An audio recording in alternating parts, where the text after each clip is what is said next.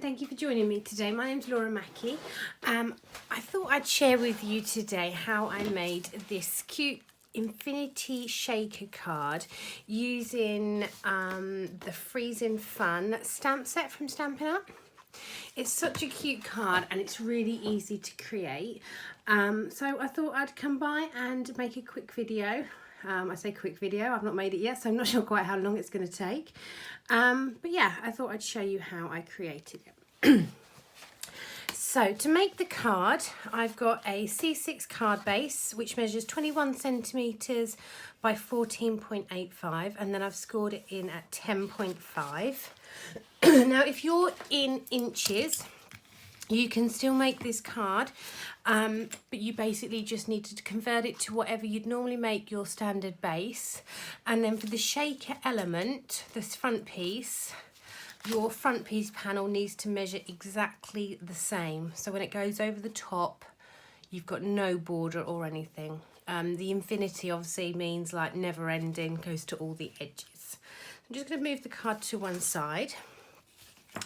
I've also got a couple of pieces of Whisper White, which make my bottom panels here.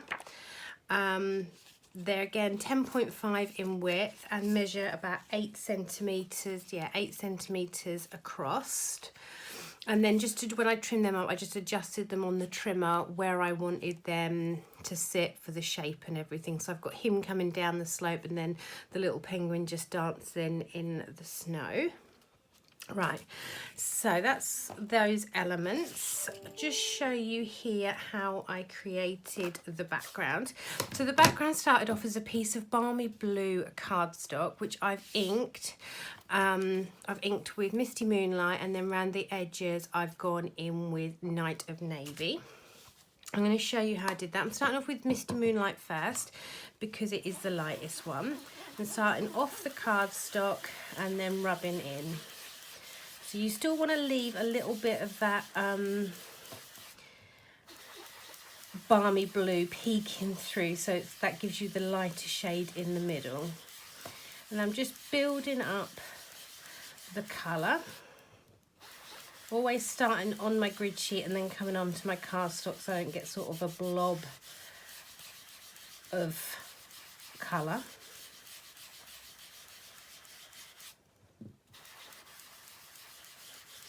Just working it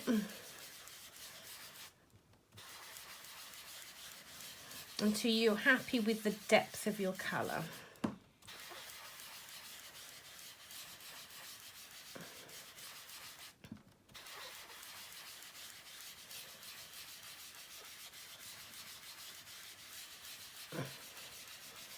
So I'm happy with the depth of that, I think. I could always come in again with the Misty Moonlight in a minute.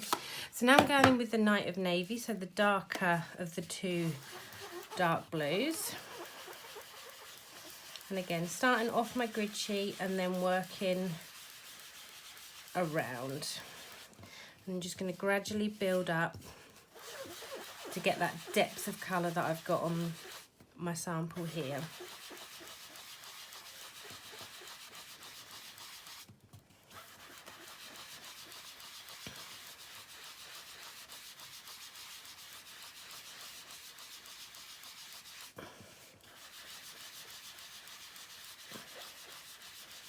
I might not take this one as quite as dark as the original, just because obviously I'm conscious that you don't want to watch me keep sponging this.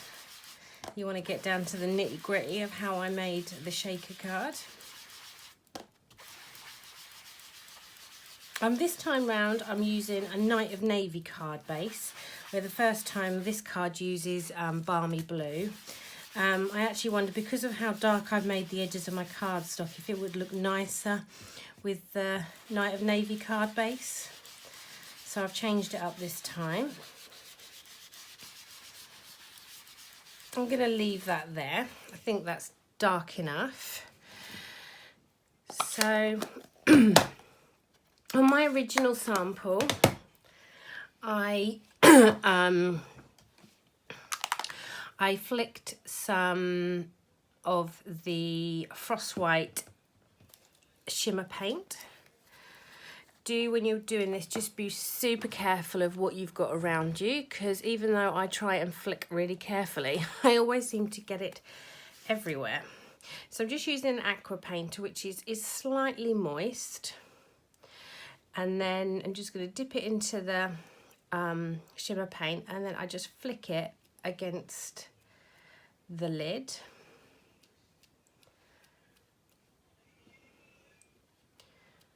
Like so.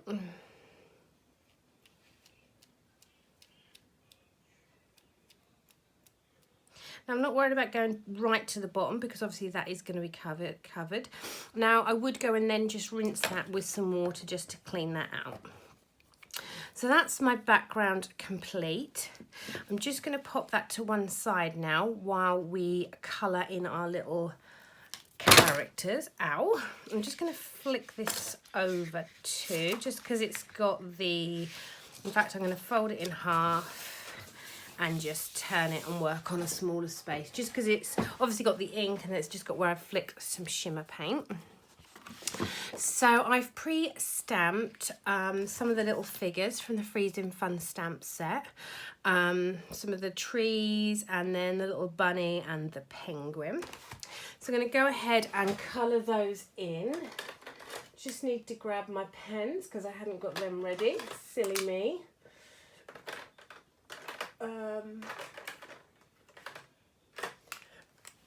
So I've got Misty Moonlight, Shaded Spruce, Magenta Madness. I think I used a little bit of orange on the penguin, and then I think I used a bit of the two smoky slates, and then the light basic black. So let's colour the trees first. So I'm going in with the dark Shaded Spruce, which I'm just applying just under where the snow is sitting on the tree. And then I'm going to go in with the lighter marker to blend. Then working back over that darker colour there, just to blend them in together. And the same again.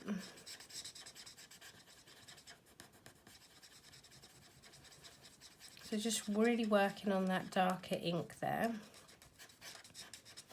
If you haven't got blends, you could colour with pencils, with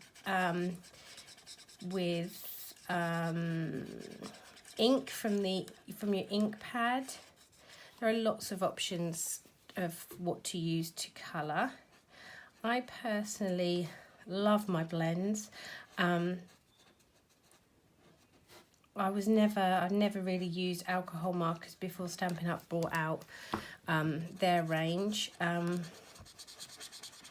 I think for someone like me that's quite inexperienced with colouring, these are quite easy to use. So this is why it's always really my go-to with colouring, to use my stamping blends.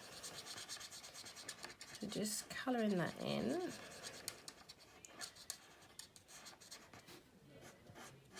I get several people messaging me actually about my colouring on my videos, which is lovely. I had a lady message me actually only just a couple of days ago about colouring, and she said, I'm never going to be as good as you. And I said to her, I said, I'm definitely no artist, and just to keep practicing, sit in front of the TV. It's that old saying, practice makes perfect, and where I'm not perfect, I've definitely improved to how I used to be able to use these, and the more you use them, the more you get confident of how you're laying down your colour, where you're laying it down, and thinking about shadows and stuff. So if you're watching this and haven't had a lot of practice, it's definitely practice. I noticed when I started colouring that I'd possibly always avoid picking stamp sets that involved a lot of colouring, but now I notice that I actually go to those stamp sets because I feel more confident in what I'm doing, and it's definitely the blends that have made me feel that way. So Practice, practice, practice.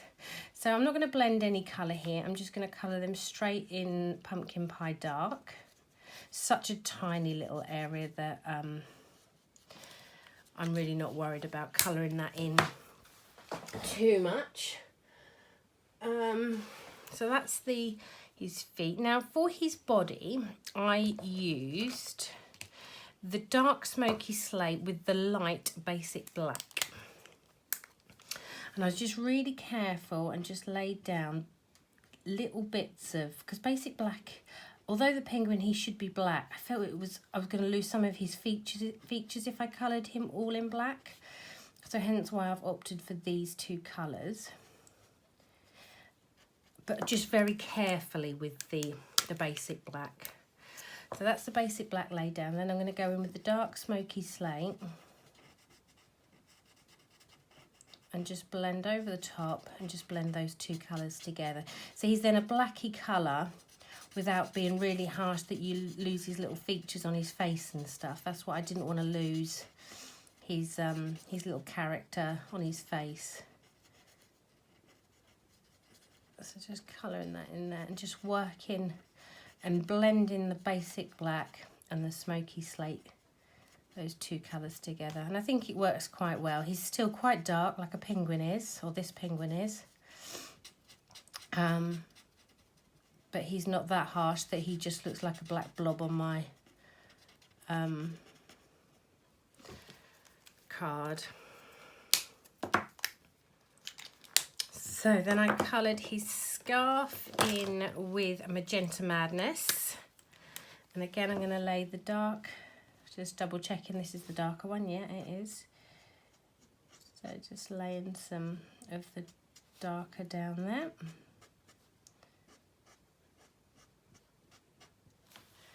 And then going in with my light.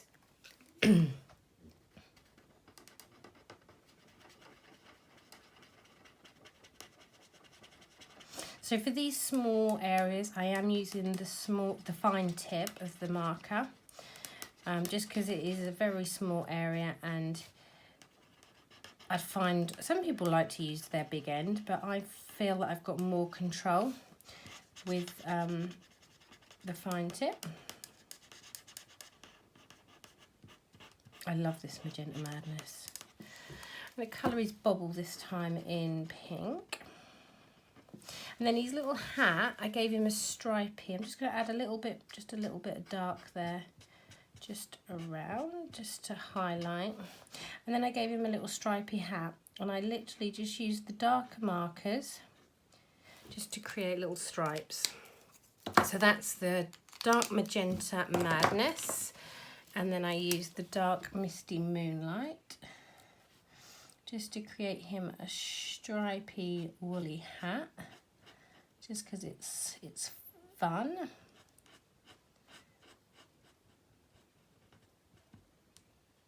I'm going to give this one this time a stripy scarf, I think.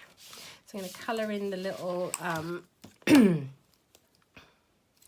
that's the light, I want the dark again. So I'm going to give him he's like going to be wearing his scarf as such. So just, I might actually leave it white and, yeah, I might leave it white. I'm going to do it white and pink. He looks quite funky like that, doesn't he? Just going to give him, I used a light pink that I've got here, which is Light Flirty Flamingo, just to give him a pinky nose. Just going to add him a little bit of pink in his ears. Now, because I wanted to keep him quite white, I used the light smoky slate. Just literally just round his edges. Leaving his tail white. Just a little bit more of that. And then I came in with my colour lifter and just took off the harshness of the edges, so just to soften that ink up. I'll hold it closer to the camera in a minute just so you can hopefully see. So he looks quite whitey, but he's got a little bit of colour. I wouldn't want to leave him just completely white because it looks like I've just forgot to colour him in. So just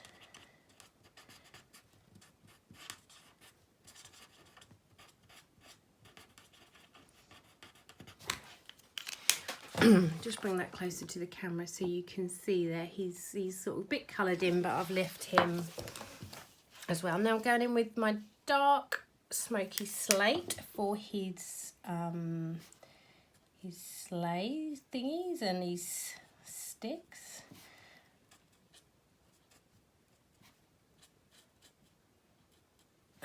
I guess these could be any colour. I've just kept him kind of neutral.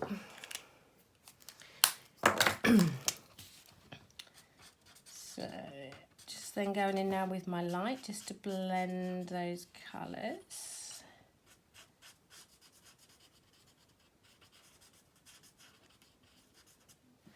There. Right, so I think that's them all coloured. I'm going to die cut them out and then I will come back to you. Bear with me. Right, so that's my die cutting done. So I've die cut all the little elements and I've also die cut my snow ready. So let's put those to one side and we're going to now finish off the shaker element to the card. Let me just move all my blends out of the way.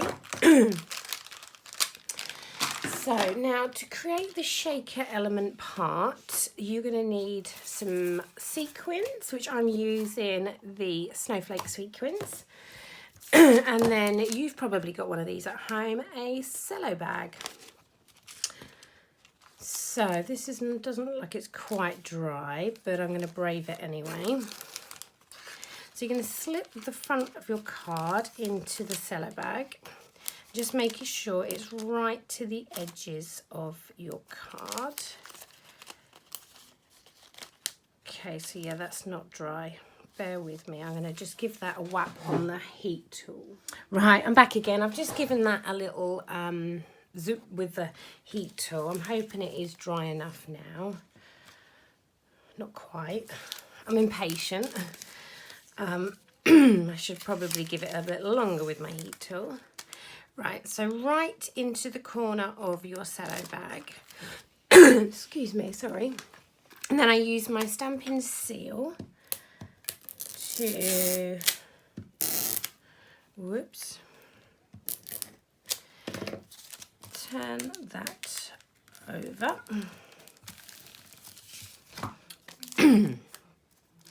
And then I'm going to open it up, take my sequin lid off, and then I'm going to tip. Be quite generous. I know I put quite a lot in here. So then you can just give it a test around to see what it's going to be like. Yeah, that's a nice amount. So then you're going to then close the, let's put the lid on the sequins before I send them, just lost one there, to send them flying. And then I'm going to just seal those little things that come off the top of the cello bags. They're always so staticky. Now give it a really good press just to make sure it gets no air in it. And then seal that down. I always seem to end up with a funny little corner here, which I'm going to give that, just trim that off. Just to lose that. Then I'm going to use tear and tape to secure my card down. I'm just going to run that round ready. You can't really use, you could use the snail or the Stampin' Seal for this, but I found it easier to use tear and tape because I find that sometimes the seal doesn't always like stick into the cello bag. So that's our shaker element. Now I'm going to just pop. Just going to try and move all the shaker bits right down because it's hard to, especially when I've got some. You want all your bits out of the way because it makes it easier just to stick. Got a clump there. Come on, move. There we go. So I'm going to stick that layer down, and again I'm going to use the tear and tape. It just seems to stick better than the the seal just, I find it doesn't like running on the cello bag for some reason. It could just be me. I'm not really a tape runner girl, but I wanted to give the new Stampin' Seal a run. I'm still getting used to it. Right, I'm going the other way this time. So then you just want to line those up there. This one we're going to do, I've done them the other way around this time for a change. Just going to add some dimensionals to this one. Now I'm not putting, I've left adhesive so it's free there, and I've also left it so I can slot things under, because we can obviously slot the little trees and bits and pieces in. So pop that down. And then we've got our little elements here to decide where they're going to go. I might have that tree down there this time. I thought I'd do it slightly different for just something so it's different to the other one. He's going to be scooting down there. Might even put that tree, I might put that tree in up there actually. Smaller tree over there maybe, and then I'm going to put a small tree behind him. So for these, let's have a go with this tape runner. See if I can get, I have that one there, and then you just want to trim off trim off the excess there, but just make sure you don't snip your cello bag, because that would be dangerous. You're going to have bits going everywhere. Now my little man, we know he goes on the front, so I'm going to give him a dimensional and then also a bit of tape runner, because he's going to be flying down there. I don't want him to look like he's bumming. Oh, I might put him up there actually. He'd be quite cute up there, wouldn't he?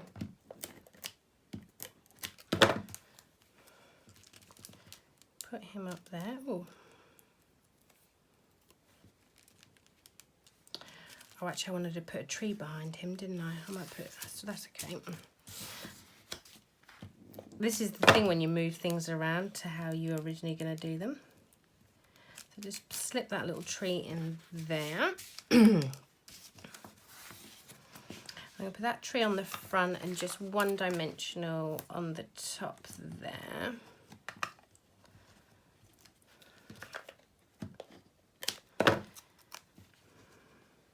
And then I'm going to snip part of that off again.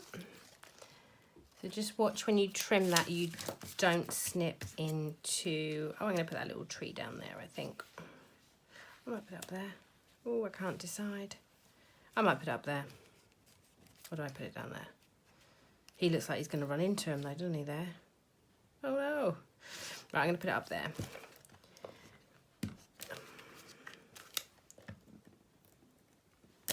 So just a little bit of there. What do I put that tree? Oh, I'm going to slip that tree really carefully into there. There we go. Just going to put his hand, there we go. So there we go. So it sits a little bit higher this time, but I still love it. I'm going to move my greeting though, I think maybe put my greeting down there. So just have a little clear the deck. Let's just move them to one side. So then my greeting, there's quite a few fun ones in here. Life's better when we're having fun together. Sending warmth your way. 'Tis the season to be freezing, and whee! So I might actually use the one this time. Life's better when we're having fun together. Just so it's different. Even though I'd got the other one mounted, ready to go. So I'm just going to stamp that in Memento ink. You could stamp it in the Night of Navy or the Misty Moonlight. Either would look good. So I'm just going to stamp that on there. It's not very good stamping, Laura.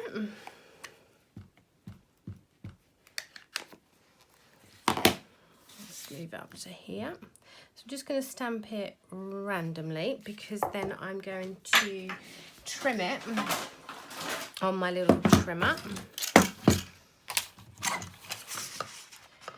So, there. This is going to end up being quite a long video. I hope you don't get bored. 2. I'm going to just trim that up slightly there. And then just to create, I've created the banner end. I just use my scissors just to come in and create that.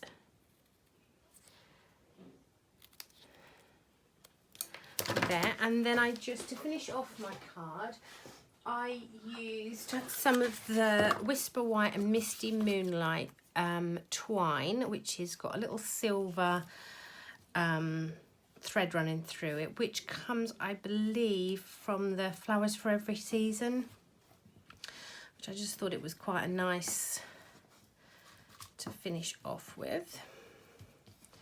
Just going to adjust those tails there. Right, so do I still stick it up there? Woohoo! Or do I think I might have it down here this time. Slightly lower. Just might make my bow fractionally smaller. I don't want it to overpower. I need some new paper snips. My daughter has a habit of coming in here and getting my paper snips, and she uses them to cut all sorts, including her own finger the other night. So my poor paper snips. I've had them since I became a demonstrator though, those ones. So we're talking 10 years, nearly, very, very nearly. So there's my greeting just down there. And then I just need to attach it now to my card base, and I've got the tape ready. So you can either tear this all off, or one great way of doing it is just to lift the tape off half. This middle bit I'll have to take it off the whole way. But if you take it off just half, you oops, I've kind of done the wrong half then. You've got a little bit more forgiveness, shall we say. So I'm just going to line that up now to my card base, press down, and then you just peel the tape away, which when I first started card making, the lady showed me that little trick, and I thought, oh my God, what a genius idea. So there we have it, Infinity Card 1 and Card 2. I'm going to sneeze. Oh, excuse me, sorry. Oh dear. If you've lasted till the end, thank you so much for coming by and seeing how I made this card. Excuse me, sorry. All the details for the card and the products I've used are all on my blog, which I've put a link in the description box below. Thank you again for coming by. Thank you. Bye-bye.